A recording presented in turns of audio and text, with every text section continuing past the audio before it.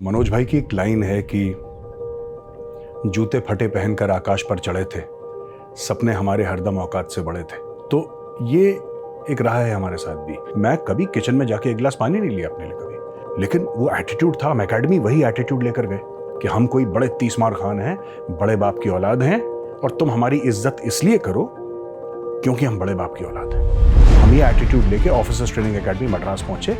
24 घंटे लगे Indian army को, मेरा सारा बुखार उतर गया। इंडियन आर्मी को इससे फर्क नहीं पड़ता कि आप कहां से आ रहे हैं। आपके बाप संतरी हो, आपके बाप मंत्री हो, आप कोई भी हो, भारतीय सेना को उससे फर्क नहीं पड़ता। आपको डेथ थ्रेट्स भी मिलती हैं जी। किस तरीके से आप अप्रोच करते हैं? जब भी मुझे धमकी देते हैं मारने की, मैं अपना वॉल्यूम थोड़ा सा और बढ़ा दूं। ये मेरे घर पे बम मारता है, मुझे कोई फर्क नहीं। मैं रुकने वाला नहीं। मैं इनको खदेड़ता रहूंगा, चाहे वो खालिस्तानी हो, चाहे वो पाकिस्तानी एस्टैब्लिशमेंट हो। This nation cannot be defended with peace. This nation has to be defended by violence. बिना वायलेंस के आप देश की रक्षा नहीं कर सकते। कौन चाहता है कि आग लगी रहे 24 घंटे? आप भी शांति चाहती, मैं भी शांति चाहता हूं। आपने सुना होगा ना, भाई बहन होए ना प्रीत। That is the core. 3 साल पहले मैं तंगधार गया, कश्मीर में एक जगह तंगधार, लाइन ऑफ कंट्रोल पे। वहां पे असम रेजिमेंट की एक यूनिट थी, 2 असम। मैंने बोला, उस्ताद आप कैसे रिस्पॉन्ड करते हैं पाकिस्तान को? उसने पता है क्या करा? कह रहा, साहब ध्यान से देखिएगा। उसने मेरे सामने एमएमजी कॉक करी और उसने पाकिस्तानी पोस्ट की तरफ 50 राउंड ठोक दी। कहता, साहब हम ऐसे फायर करते हैं। उस पूरी यूनिट ने ऐसा खड़का के रखा था ना लाइन ऑफ कंट्रोल पे, इतना खड़का के रखा था कि मुझे लगता था कि पाकिस्तानी दांत मांजने के लिए भी बाहर नहीं जाते होंगे।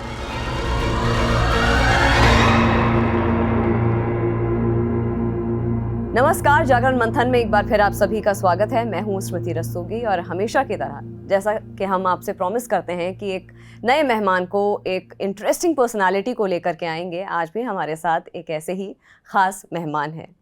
जियोपॉलिटिक्स में इनको कौन नहीं जानता, और जब बात होती है द चाणक्य फोरम या द चाणक्य डायलॉग्स की, तो एक ही नाम है जो पूरे भारत में प्रसिद्ध है। One and only major Gaurav Arya. Sir, आपका बहुत बहुत स्वागत। थैंक यू वेरी मच, बहुत बहुत धन्यवाद आपका। सर, बात तो आपसे होती रहेगी। इजराइल पैलेस्टीन के बारे में हमारा विषय है, पाकिस्तान योर फेवरेट सब्जेक्ट, उसके बारे में बात होगी। लेकिन बहुत सारे ऐसे लोग हैं जो आपको पर्सनली जानना चाहेंगे, जो आपकी जर्नी रही है उसके बारे में। आर्मी में आपने सर्व किया, बहुत लोगों को पता नहीं, ये बात पता होगी नहीं पता होगी। कॉर्पोरेट लाइफ आपने जी है कई सालों तक, और उसके बाद एक मीडिया लाइफ। तीनों अलग अलग, तीनों एक दूसरे से जुदा जिंदगियां। सर, कैसी आपकी ये जर्नी रही, और ये जो ट्रांजिशन था एक लाइफ से दूसरी लाइफ करियर में, वो कैसा रहा?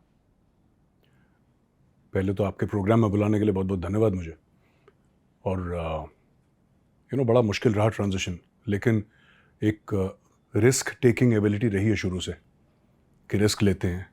शायद अपनी हैसियत से ज़्यादा रिस्क लेने की आदत है। तो मेरे मित्र हैं, उनकी पोएट हैं, वो फिल्मों के लिए भी लिखते हैं। मनोज मुंतशिर, आपने नाम सुना होगा। तो मनोज भाई की एक लाइन है कि जूते फटे पहनकर आकाश पर चढ़े थे, सपने हमारे हरदम औकात से बड़े थे। तो ये एक रहा है हमारे साथ भी। मेरे साथ ये रहा है कि सपने हमारे जो हैं, या मेरे सपने जो थे, वो हर समय औकात से बड़े थे।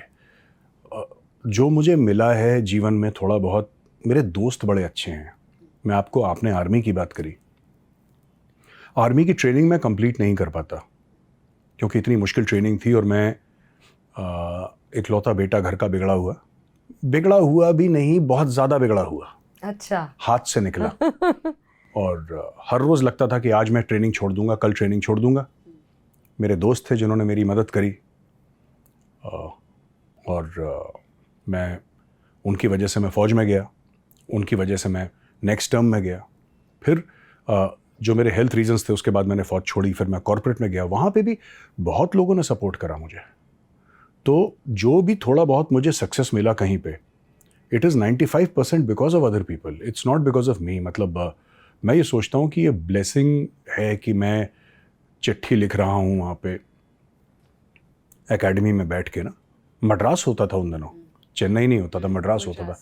मैं चिट्ठी लिख रहा हूँ वहाँ पे, और मैं कह रहा हूँ कि sir I do not wish to continue, मैं फॉर्मल लेटर देने की सोच रहा हूँ। मेरा दोस्त आता है, कहता है क्या कर रहे हो? मैंने बोला चिट्ठी लिख रहा हूँ। तो 2 लाइन लिखी थी, वो कागज़ फाड़ देता है, कहता है कि यार देखो ये दोस्ती है, अगर तुम फेल हो गए तो फिर हम भी फेल हो गए। अमरदीप सिंह बाली है, AP सिन्हा, अर्नब चक्रवर्ती, अजीत चौहान, ये लोग अगर नहीं होते, इनमें से 2 आर्मी में हैं, अमरदीप सिंह बाली कर्नल है आर्मी में, AP सिन्हा कर्नल है आर्मी में, और चक्रवर्ती, अर्नब चक्रवर्ती ही इज़ इन कैलकाटा, ये जकार्ता में अजीत चौहान, ये लोग नहीं होते मैं फ़ौज की ट्रेनिंग कभी ज़िंदगी भर मैं सोच नहीं सकता था। I was 92 kgs when I entered the academy. What are you saying? I am telling you, ज़्यादा कुछ मैंने सेलिब्रेट कर दिया ना फौज ज्वाइन करने की खुशी में। मैंने आई वॉज 92 kgs, मेरे इतने लंबे बाल हुआ करते थे, और वो क्लिप ऑन वाले बुंदे थे ना जो, हाँ वो क्लिप वाले हमारे टाइम पे चले थे, तो मैं रॉक स्टार बन के गया था। मुझे पहले दिन गंजा कर दिया उन लोगों ने। मैं आपको किस्सा सुनाता हूँ। 5 महीने के अंदर मेरा वज़न इतना कम हुआ कि my weight came down from 92 kgs to 57 kgs, और जो मेरा वेस्ट थी which was almost 38, close to 38 मेरी वेस्ट थी, मेरी 27 इंच की वेस्ट हो गई थी। और जब मेरी छोटी बहन और मदर रेलवे स्टेशन आए मुझे रिसीव करने के लिए, तो हम सारे एक जैसी शक्ल तो थी हम सारों की, जो फौज से निकले थे, पतले पतले और काले हो रखे थे, धूप में जले हुए, लाल आंखें और डांगरी पहने हुए और अपना फौजी बैग हाथ में लेके। तो माँ पहचान नहीं पाई। तो मेरी छोटी बहन ने बोला कि मम्मी वो जो लड़का है शायद भैया है, भैया जैसा लग रहा है वो। तो वहाँ से फिर ये मामला शुरू हुआ मुझे।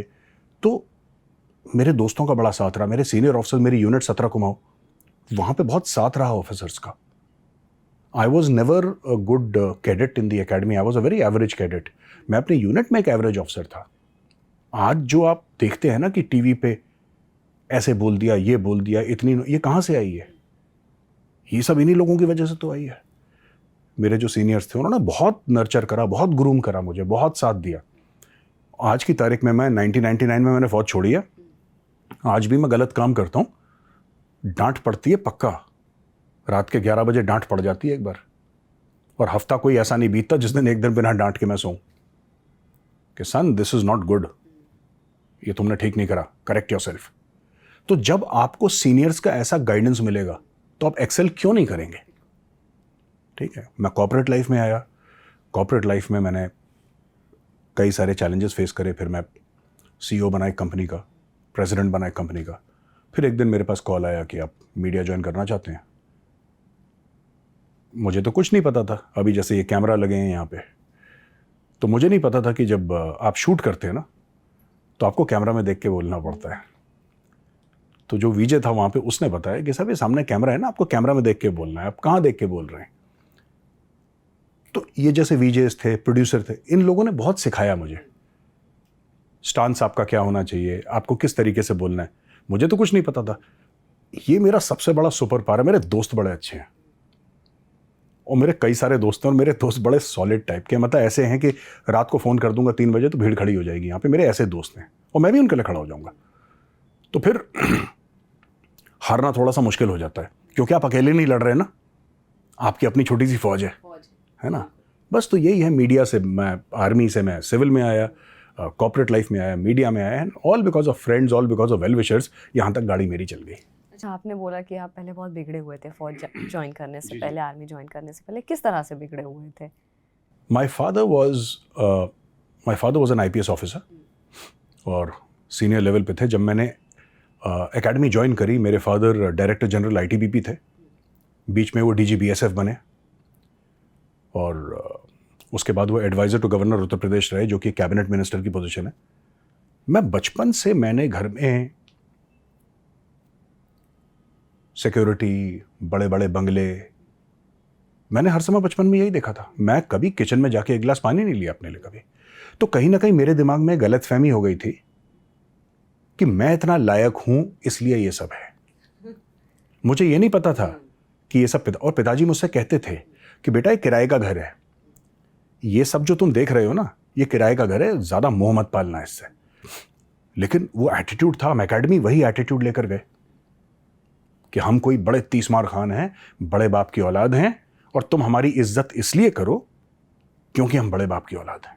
हम ये एटीट्यूड लेके ऑफिसर्स ट्रेनिंग एकेडमी मद्रास पहुंचे। 24 घंटे लगे इंडियन आर्मी को, मेरा सारा बुखार उतर गया 24 घंटे के अंदर। 24 घंटे के अंदर मैं सब भूल गया।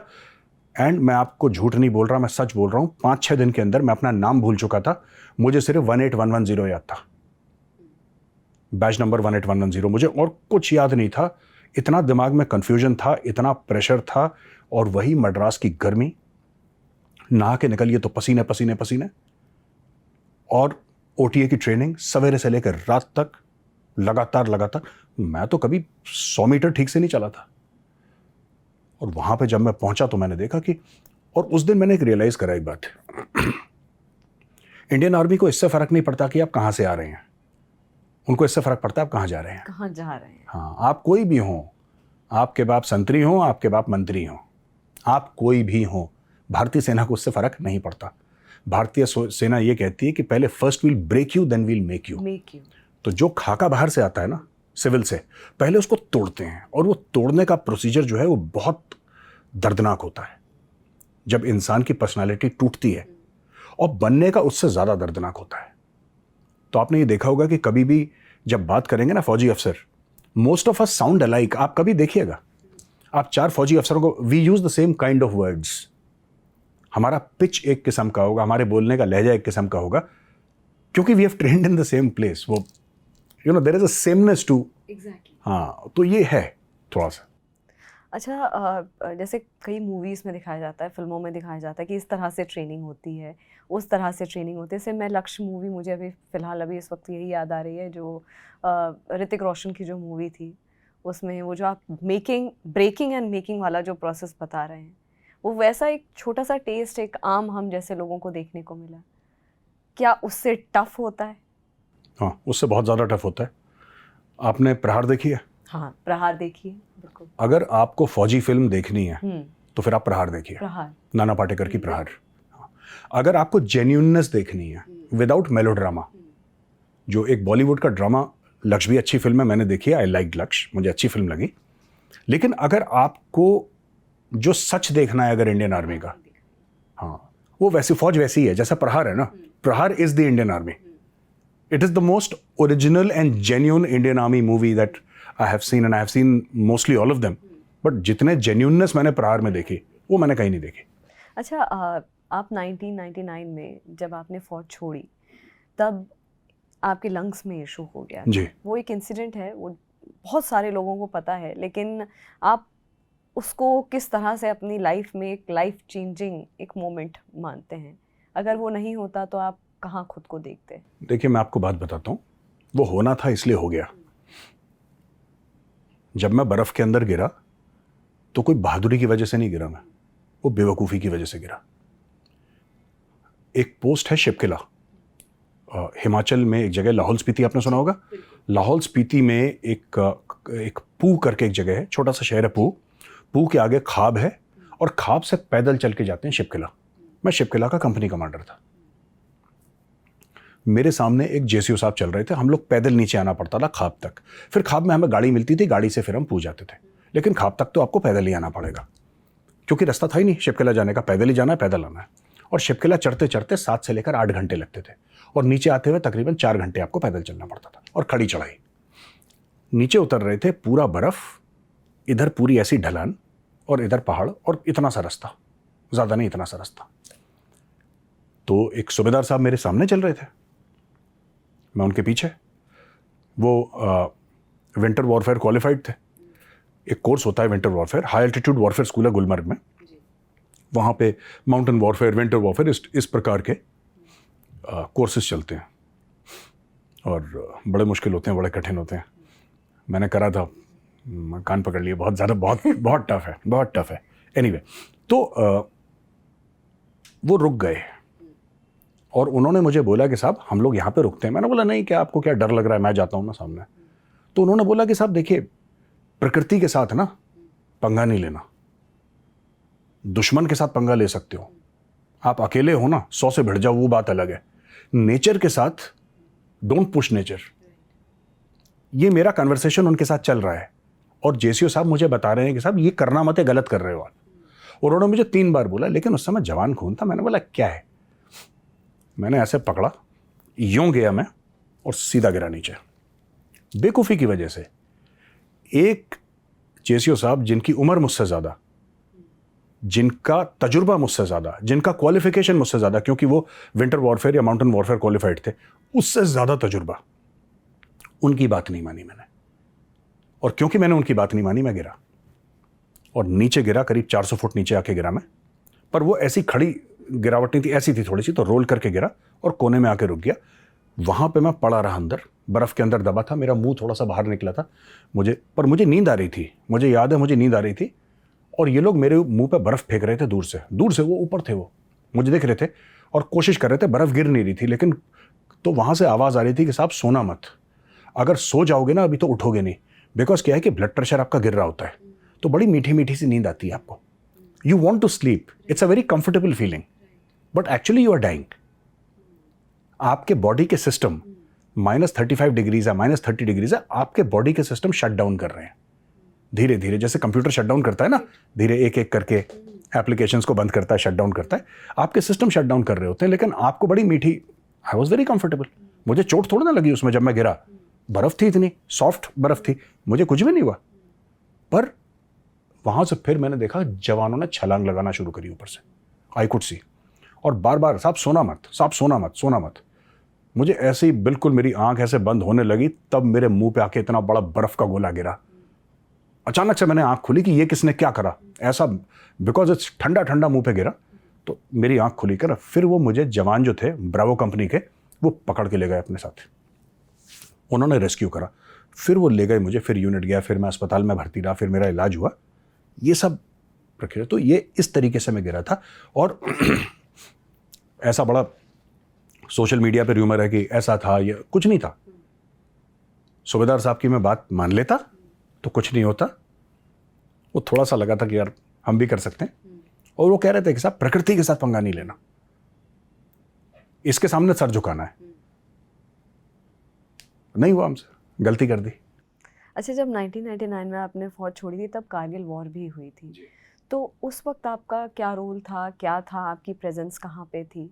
कोई रोल नहीं था एक्चुअली। कारगिल जो थी, कारगिल लड़ाई हमारी यूनिट ने नहीं लड़ी। कारण यह था कि हमारी यूनिट कारगिल में थी नहीं। लोगों को ये नहीं पता कि कारगिल की लड़ाई, अब जैसे हम लोग कहते हैं ना कारगिल की लड़ाई, तो जाहिर सी बात है कारगिल की लड़ाई तो कारगिल में हुई होगी। अब हम जैसे पुरानी लड़ाइयों की बात करते हैं, 1971 की बात करते हैं, 1971 की लड़ाई कश्मीर में भी हुई, राजस्थान में भी हुई, और ज़्यादातर ईस्टर्न साइड में हुई, राइट। 1965 की लड़ाई भी हर जगह हुई। तो ये सब लड़ाई, कारगिल की लड़ाई थी वो सिर्फ द्रास कारगिल वाले एरिया में हुई थी, दैट्स इट। और करीब 60-70 हज़ार सैनिकों ने लड़ा होगा, लेकिन इंडियन आर्मी तो 12.5-13 लाख की है, तो बाकी 12.5 कहाँ थे, बाकी 12 लाख लोग कहाँ थे? पूरा हिंदुस्तान है ना। तो जितने थे वहाँ पे, जिनका वहाँ पे डिप्लॉयमेंट था, उन्होंने लड़ाई लड़ी, जो नहीं थे वो अपनी जगह पे थे। अच्छा, कभी आप मिस करते हैं आर्मी लाइफ को? बहुत ज़्यादा, रोज़। क्या है जो मिस करते हैं आप आर्मी लाइफ का? कल्चर है सबसे फौज का, ज़्यादा? और कुछ नहीं है, कल्चर है फौज का। आज की तारीख में मैं शायद इतने पैसे कमा लेता हूँ एक महीने में जितना मैं फौज में कभी नहीं कमा पाता। पर जो इज्जत है, जो प्यार है, जो भाईचारा है, जो इथॉस है आर्मी का, वो आप करोड़पति भी हो जाए वो नहीं मिलता। वो मैं उसको समझा नहीं सकता। ये इट्स अ डिफरेंट फीलिंग। और मुझे कभी कभी लगता है कि मुझे फौज ने कभी ये नहीं बोला कि तुम्हारी मेडिकल कैटेगरी डाउनग्रेड हो गई है, तुम फौज छोड़ दो। Army never told me to leave, that was my decision, and this is a decision that I regret every day. और मुझे लगता है मैंने गलती कर दी। इंसान गलती कर देता है, गलती कर दी।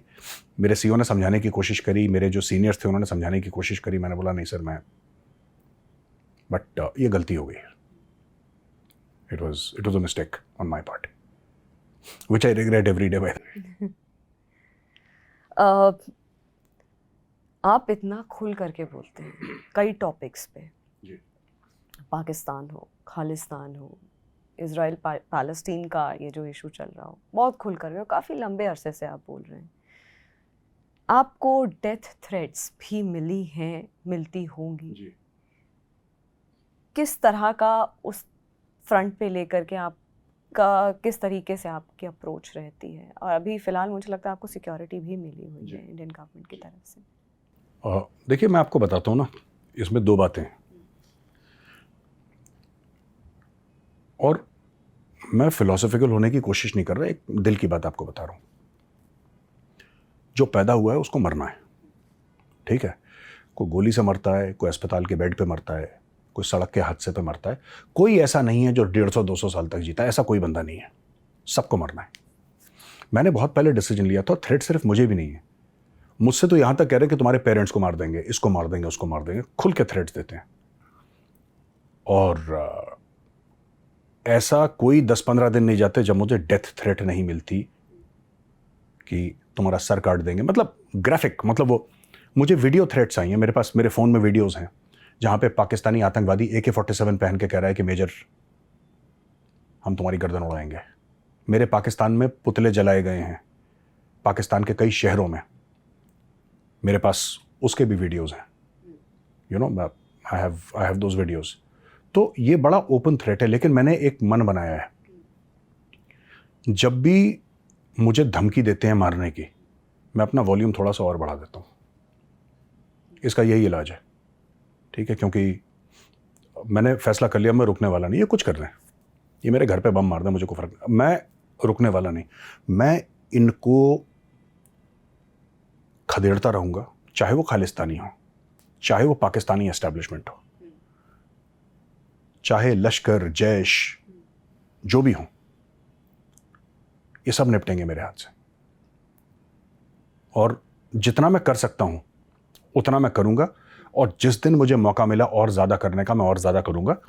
मैं इनको सिर्फ ये कहना चाहता हूं, जितने भी आतंकवादी हैं जो कहते हैं ना कि तुम्हारे परिवार को मार देंगे, तुम्हें मार देंगे, मैं सिर्फ ये कहना चाहता हूं कि मैं इतना ही क्यों करता हूं, क्योंकि इतना ही मैं कर पाता हूं। जिस दिन मैं ज़्यादा कर पाया, मैं इससे कहीं ज़्यादा करूंगा। तो आप नई धमकियां तैयार करिए, क्योंकि पुरानी वाली अब पुरानी हो चुकी हैं। इतना आक्रोश, इतना जो फायर है, मैं कहूँगी आपके अंदर, ये वो इंडियन आर्मी जो आपने सर्व किया है, वो कहीं ना कहीं ड्राइविंग फोर्स है आपके अंदर। मुझे लगता नहीं है कि ये क्या इंडियन, ड्राइविंग फोर्स है? नहीं, आप कभी अगर आपको मौका लगे तो आप मेरे साथ चलिएगा। मैं आपको, आप गई भी होंगी वहाँ पे, लेकिन आप मेरे साथ चलिएगा, मैं आपको नेशनल वॉर मेमोरियल ले जाऊंगा, ठीक है। ये अगर आप नेशनल वॉर मेमोरियल में कोई 10 नाम भी पहचान लें, वहाँ पे 25,000 से ज़्यादा नाम लिखे हैं, अगर आप 10 नाम भी पहचान लें जो आप बोलें कि हाँ यार, इसके साथ मैंने फुटबॉल खेली थी, इसके साथ मैं घर छुट्टी गया था, ठीक है, ये छुट्टी के वक्त घर पे आया था मुझसे मिलने के लिए, ये मेरा दोस्त है, ये मेरा कोर्समेट है, ये मेरा जान पहचान वाला है ना। अगर आप 10 लोग से ज़्यादा पहचानते हैं एट अ पर्सनल लेवल, आपकी लाइफ नॉर्मल तो नहीं है इसका मतलब, ठीक है। और ये जो नाम लिखे गए हैं नेशनल वॉर मेमोरियल में, इसकी कोई जवाबदेही होनी चाहिए। जब मेरे इख्तियार में था गोली चलाना, जब मेरे इख्तियार में था हाथ में हथियार पकड़ना, जब मेरा इख्तियार में था पोस्ट संभालना, तो मैंने वो करा। अब मेरे इख्तियार में है कि मैं माइक लेके हाथ में कैमरा के सामने उनको एक्सपोज करूं, मैं वो कर रहा हूं। जो मुझसे बन पड़ेगा मैं वो करूंगा, और ये सिलसिला जारी रहेगा। और मैंने एक और काम करा है जिससे ये लोग और परेशान होने वाले हैं। इनको क्या लगता है, ये जब थ्रेटन करते हैं, इनको लगता है कि इसको मार दिया ना हमने जान से गौरव आर्या को, तो सिलसिला बंद हो जाएगा। मैं मरने से पहले 1000 गौरव आर्या तैयार करके जाऊंगा। इसी सवाल पे आ रही थी मेजर, मैं इसी सवाल पे आ रही थी कि आपको पूरा भारत देखता है जी। और यंगस्टर्स आपके, मैं कहूँगी फैंस हैं, फॉलोअर्स हैं, आप कई मेजर गौरव आर्या तैयार कर रहे हैं। तो एक जो प्रशिक्षण है अब कैमरे के थ्रू, मीडिया के थ्रू आप जो दे रहे हैं अभी, वो कितना, आपको कितना रिस्पॉन्सिबिलिटी इस वक्त फील हो रही है? क्योंकि सही इन्फॉर्मेशन, सही चीज़ सही लोगों तक पहुंचाना, और एक मन में लोगों के ये चीज़ आना कि मुझे इस जैसा बनना है, मुझे इन जैसा बनना है? ये सच से होता है। आप जब तक मैं सच बोलता रहूंगा ना, मेरी काट नहीं है। जिस दिन मैंने झूठ बोला, मेरी 10 काट खड़ी हो जाएंगी। तो मेरा यही हर रोज सवेरे उठ के यही मेरा एक प्रण रहता है कि जो फैक्ट्स हैं मैंने सामने लाने हैं। मैं जर्नलिस्ट नहीं हूं। हां, मैं मीडिया से जुड़ा हूं, बड़े क्लोजली जुड़ा हूं। मैं एक टीवी चैनल के लिए कंसल्टिंग एडिटर भी हूं, लेकिन मैं जर्नलिस्ट नहीं हूं, मैं मीडिया वाला नहीं हूं, मैं एक एनालिस्ट हूं। और मुझे लगता है कि जब तक मैं सच बोलता रहूंगा, तब तक ये मुझे नहीं रोक पाएंगे। भगवान ना करे मेरे मुंह से किसी दिन अगर झूठ निकला, जानबूझ के, कभी गलती से आदमी बोल देता है, जब रियलाइज नहीं करता वो अलहदा बात है, दैट्स अ सेपरेट केस। लेकिन किसी दिन अगर मैंने जानबूझ के झूठ बोला, तो वो मेरे खिलाफ सबसे बड़ा हथियार होगा। इन लोगों के बस की कोई बात नहीं। जहां तक आपने बोला कि यंगस्टर्स को मोटिवेट करना, मैं यंगस्टर्स को एक ही बात बोलता हूं कि तुम्हारी आइडेंटिटी क्या है, तुम्हारी शनाख्त क्या है, तुम्हारी पहचान क्या है। तुम्हारी पहचान ही देश है, ठीक है? और इसके अलावा तुम्हारी कोई पहचान नहीं है। अगर तुम्हें गलत फहमी है कि मैं फलाना, मैं ढिमका, ये सब बेकार की बातें हैं। Your identity is your country, और आपको अपने देश के लिए खड़ा होना पड़ेगा, आपको लड़ना पड़ेगा। मैं आपको एक बात बताता हूं, जो कभी कभी क्या होता है कि मैं समझाता हूं लोगों को ना, कंट्रोवर्शियल हो जाती है, पर मेरा ये मकसद नहीं है कि मैं कंट्रोवर्सी क्रिएट करूं। मैं एक मन की बात बताना चाहता हूं। This nation cannot be defended with peace, this nation has to be defended by violence. बिना वायलेंस के आप देश की रक्षा नहीं कर सकते। हम संविधान कहते हैं ना, संविधान की रक्षा कौन करता है? कोई तो है जो हाथ में AK-47 लेके बॉर्डर पे खड़ा है, वरना ये काम नहीं होगा, ठीक है? तो जो लोग शांति की बात करते हैं, वो अच्छी बातें करते हैं, शांति होनी भी चाहिए। कौन चाहता है कि आग लगी रहे 24 घंटे? आप भी शांति चाहती हैं, मैं भी शांति चाहता हूं, लेकिन ना, only overwhelming force can guarantee peace. जो हम कहते हैं ना, सेना सरहद पे खड़ी है इसलिए सब कुछ ठीक ठाक है, वो उसके पीछे लॉजिक क्या है? उसका पीछे ये लॉजिक नहीं कि सेना बॉर्डर पे खड़ी है, उसके पीछे ये है कि दुश्मन को ये पता है, और दुश्मन ये अच्छी तरीके से जानता है कि जो इंडियन आर्मी है, that is capable of extraordinary violence. अगर अपनी से पे आ जाए तो ये इतना नुकसान कर सकते हैं दुश्मन का कि फिर दुश्मन को खड़े होने में सदियां लग जाएंगी। बहुत नुकसान कर सकते हैं दुश्मन का, उसको पता है। आपने सुना होगा ना, भाई बहन होए ना प्रीत, दैट इज द कोर। भाई बहन होए ना प्रीत, there is no friendship without fear. ये चीज जानना लोगों में जरूरी है, और यही चीज मैं आज के यंगस्टर्स को बोलता हूं कि अगर आपको, सर मुझे मकसद नहीं मिल रहा लाइफ में, मेरा लक्ष्य क्या होना चाहिए, मेरा टारगेट क्या होना चाहिए, मैंने बोला देश से बड़ा क्या लक्ष्य होता है? Stand for your country. You don't have to join the army. अगर आप एक अच्छे ईमानदार डॉक्टर हैं तो आप फौजी हैं, अगर आप अच्छे इंजीनियर हैं तो आप फौजी हैं, अगर आप अच्छे टीवी एंकर हैं तो आप फौजी हैं। You are as good as a soldier, because in the end your core is service, your core is not profit. जब तक आपका कोर, इंडियन आर्मी और पाकिस्तानी आर्मी में ही तो फर्क है सबसे बड़ा। Here the army serves the nation, there the nation serves the army. ये चक्कर है, और कोई फर्क नहीं है ज्यादा। मर्यादा का फर्क है, संस्कारों का फर्क है। बाकी तो फौज में अगर मर्यादा और संस्कार हटा दो तो वही फौजी हैं, वही अफसर हैं, वही जवान है, वही जेसी हैं, वही हथियार है, वही टैंक है। और क्या फर्क होता है उसमें? मर्यादा और संस्कार का फर्क है, इथॉस का फर्क है, दैट्स इट। पिछले अगर 25-30 सालों में बात करूं तो जिस तरह से इंडियन आर्मी का विस्तार हुआ है, चेंजेस आए हैं, और ख़ासकर जो कंट्री के, देश के लीडरशिप में जो चेंजेस आए हैं, मोदी प्रधानमंत्री श्री नरेंद्र मोदी जिस तरह से नेतृत्व कर रहे हैं, लीडरशिप, उनकी लीडरशिप को लेकर के आप क्या कहेंगे? देखिए, बहुत लेटेस्ट वेपन सिस्टम्स आए हैं फौज में। फौज को मैंने कभी इतनी स्पीड से आर्मी को मॉडर्नाइज होते हुए नहीं देखा। पीपल आर इन अ हरी। और जो सबसे बढ़िया बात करी है, सिर्फ फौज का मॉडर्नाइजेशन नहीं, most of this modernisation is indigenous, make in India. आज की तारीख में आर्मी हेडक्वार्टर की टीम जा रही है, IIT में बैठ रही है, DRDO फंड कर रही है IIT दिल्ली को। आप सोचिए, यानी कि army is a centre of excellence, army is a centre of excellence, DRDO is a centre of excellence, IIT से सेंटर ऑफ एक्सीलेंस पहले आपस में बात नहीं करते थे, अभी आपस में बात कर रहे हैं। प्राइवेट एंटरप्रेन्योर्स वो कहते हैं सर मैंने एक ड्रोन बनाया है, बैंगलोर में मैं हूं, मेरी छोटी सी कंपनी है सर, हम लोग 15 लोग हैं, हमने एक ड्रोन बनाया है, वो हम ड्रोन आपको दिखाना चाहते हैं सर। वो ड्रोन जो है वो 8 घंटे हवा में रह सकता है, और वो ड्रोन जो है वो करीब 30 किलोमीटर से फोटोग्राफ खींच सकता है, जो भी उन्होंने बनाया है, मैं स्पेसिफिक्स में नहीं जा रहा। तो इंडियन आर्मी कहती है अच्छा चलो दिखाऊं मैं। ये जो सिस्टम है ना, ये जो नई एक एनर्जी आई है सिस्टम में, एक तो मैंने मॉडर्नाइजेशन की बात करी, दूसरी आत्मनिर्भरता की बात करी, और तीसरा सबसे इंपॉर्टेंट बात, willingness of the armed forces to embrace change. Change हर समय मुश्किल होता है, ठीक है ना। आप नई गाड़ी खरीद लें तो आपको अटपटी लगेगी 4 दिन, है ना, लेकिन willingness of the armed forces to embrace change and accept Atmanirbhar. देखिए तेजस है, एक एयरक्राफ्ट हमारा है तेजस, क्या वो दुनिया का सबसे बढ़िया सिंगल इंजन एयरक्राफ्ट है? मुझे नहीं पता, I am not from the air force, पर मुझे लगता है कि ऐसा नहीं होगा, उससे अच्छे होंगे एयरक्राफ्ट। लेकिन एयरफोर्स ने एक्सेप्ट करा, एयरफोर्स ने बोला वील गो विद दिस, या फिर इसको हम ऐसे ही देश स्ट्रांग बनते हैं। और यूक्रेन और रशिया की लड़ाई का जो सबसे बड़ा सबक इंडियन आर्मी ने सीखा है, कई सबक सीखे हैं इंडियन आर्मी ने, नेवी ने, एयरफोर्स ने, बहुत सारे सबक सीखे हैं, और इस पर आज भी स्टडी हो रही है, और अगले 10, 15, 20, 25 साल तक स्टडी होगी इसके ऊपर। I know the army very well as an institution. There is some intellectual rigor going on all the time. वो कुछ कोई ना कोई पेपर लिख रहा होगा, कोई चल रहा होगा, कुछ कॉन्फ्रेंसेस उसके ऊपर लोग बात कर रहे होंगे, ये सब होगा। सबसे बड़ा जो सबक आर्म फोर्सेस ने सीखा, ये सीखा कि अगर आप अपने देश में हथियार नहीं बना रहे, अगर आप किसी बाहरी मुल्क पे डिपेंडेंट हैं वेपन्स के लिए, तो आप लंबी लड़ाई हार जाएंगे, आप लड़ नहीं सकते। You will never develop the capability to fight, because then you have to depend upon somebody. आप किसी और के ऊपर निर्भर हैं, ठीक है, आप किसी और के कंधे के ऊपर राइफल लग के नहीं चला सकते हो, आपको खुद चलानी पड़ेगी। तो उसमें इकोसिस्टम आपको क्रिएट करना पड़ेगा।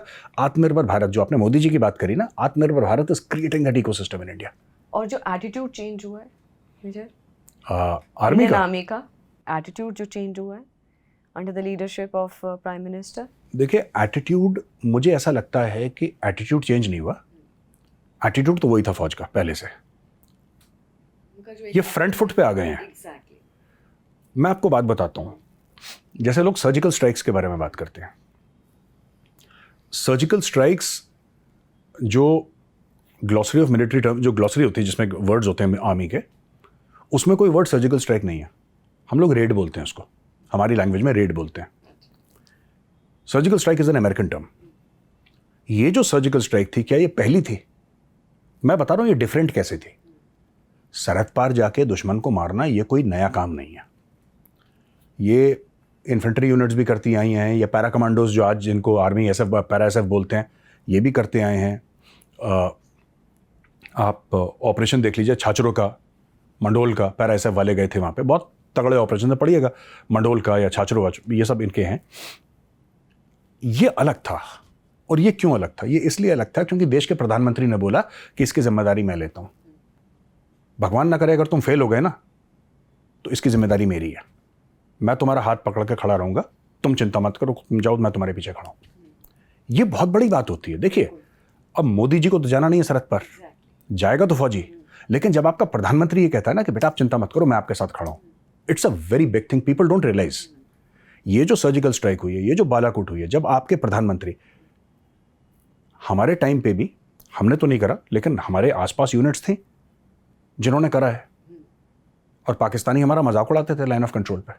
मैं आपको बड़ा अच्छा किस्सा सुनाता हूँ। पाकिस्तानी हमारे टाइम पे बड़ा मजाक उड़ाते थे।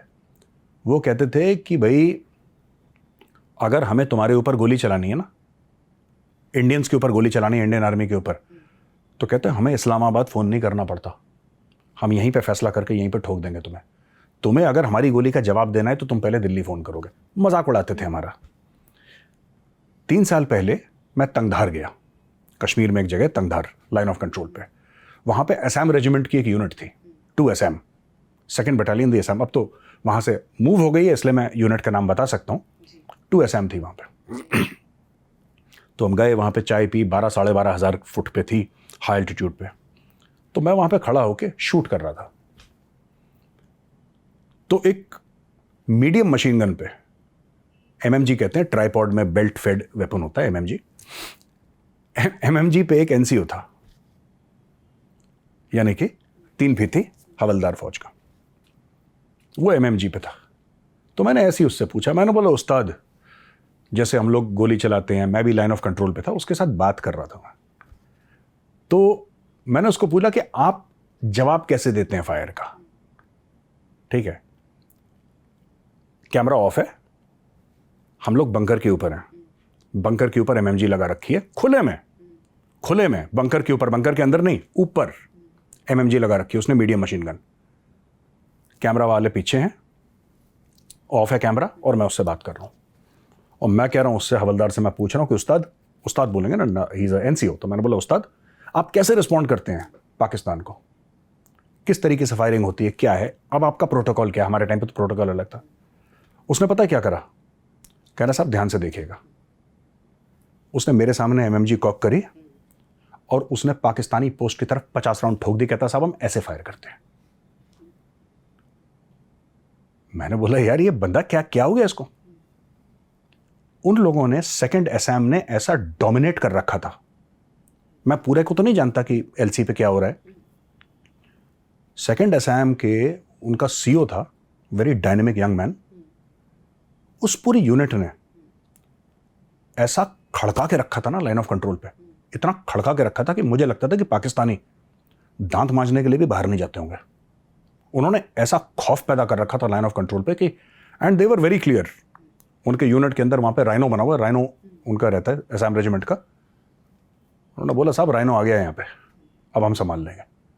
तो ये जो चीज है, हथियार पहले भी था फौजी में, हिम्मत पहले भी थी, जोश भी था। अब उनको पता है कि एक ऐसी सरकार है जो कहती है कि आपको जो करना करो।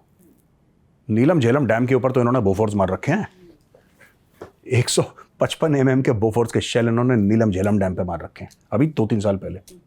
इतना करा कि पाकिस्तान ने बोला भाई सीज फायर कर दो, खत्म करो, ये हम नहीं लड़ सकते तुम्हारे साथ। तो ये है। बाकी कैपेबिलिटी पहले भी थी, बहादुर पहले भी थी, फौज कारनामे पहले भी करती थी, फौज नहीं बदली, लीडरशिप बदल गई है। फिलहाल जागरण मंथन में इतना ही, मुझे दीजिए इजाजत, नमस्कार।